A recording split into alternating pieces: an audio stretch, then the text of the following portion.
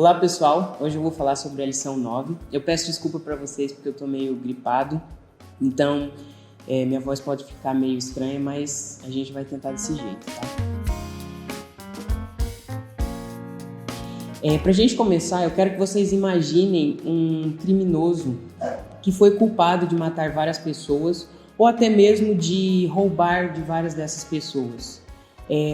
O que você faria com essa pessoa? Como você reagiria? Do que você chamaria essa pessoa? Provavelmente você falaria que ela seria um psicopata ou uma pessoa que não merece perdão, não merece salvação. Mas e se você precisasse chamá-la de Deus e precisasse adorá-la? Esse era um dos pensamentos que as pessoas tinham na antiguidade e das pessoas que viviam no tempo de Jesus.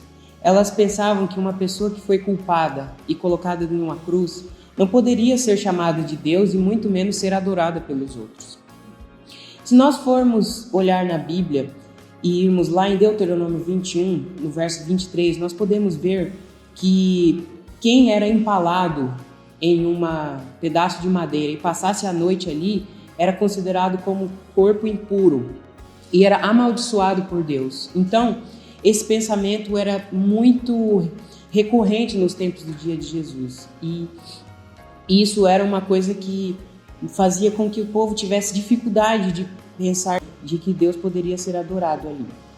Existem vários símbolos na época que eram usados como salvação. Um exemplo disso é a Arca de Noé, a ressurreição de Lázaro e também Jonas sendo cuspido por uma baleia. E todos esses símbolos representavam vitória e salvação. Mas a cruz, ela não representava isso para o povo naquela época. E o incrível é que a cruz ficou como símbolo do cristianismo e símbolo de salvação. O povo de Israel descumpriu com a primeira aliança que eles tinham feito com Deus. Hebreus explica que o sacrifício de Deus serviu para que os pecados do povo pudessem ser remidos com o sacrifício dele. Cristo morreu para que os pecados pudessem ser perdoados e que a herança que eles tinham na primeira aliança pudesse ser resgatada novamente.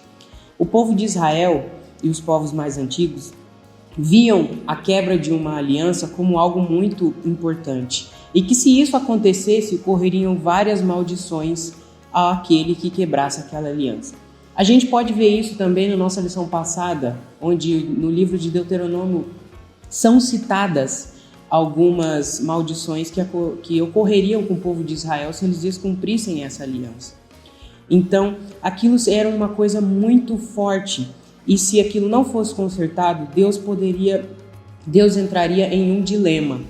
E esse dilema seria que ele deveria ou fechar os olhos para o que os povos estavam fazendo, e todo o universo veria que Deus estava cometendo algo muito errado e ninguém confiaria mais nele, ou ele deveria matar todo o ser humano, todos os povos.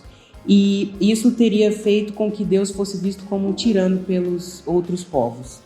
Então, a única alternativa de Deus, e que foi sabiamente decidido, foi para que ele estivesse morrendo por nós e que ele nos representasse e que pagasse pelos nossos erros. E foi isso que ele fez. Assim, ele pagou por todos os nossos pecados para que nós pudéssemos ter vida. E isso foi uma sábia decisão e todos os povos admiraram o que eles fizeram.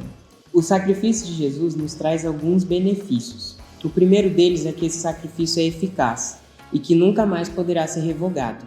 E ele vai servir até o fim dos tempos. Outro ponto é que todos os sacrifícios do Antigo Testamento se cumpriram com o sacrifício de Jesus. Então não há mais a necessidade de nós pegarmos um cordeiro sem manchas e sacrificar ele para que ele possa pagar por nossos pecados, porque Deus agora nos se tornou esse cordeiro. Deus também nos ajuda a vencer as tentações com a inspiração que ele nos deu pelo seu sacrifício, até mesmo porque ele se tornou humano e viveu entre nós. Ou seja, ele passou por todos os pecados e todas as dores que nós passamos e ainda assim venceu o mundo. Então, nós devemos fixar os olhos no sacrifício de Deus e no que ele fez aqui por nós, e também seguir em sua direção. Bom, essa é a lição de hoje. Eu espero que vocês tenham gostado. A próxima lição, na lição 10, nós vamos falar um pouco sobre a subida de Jesus no céu e a responsabilidade que ele nos deixou aqui na terra. Espero que vocês gostem. É isso, acabou. Tá bom? Certo? Beleza? Calma, isso já é vídeo, cara. Mas ele vai. Corta. O cara nem terminou de falar, ele foi? Acabou?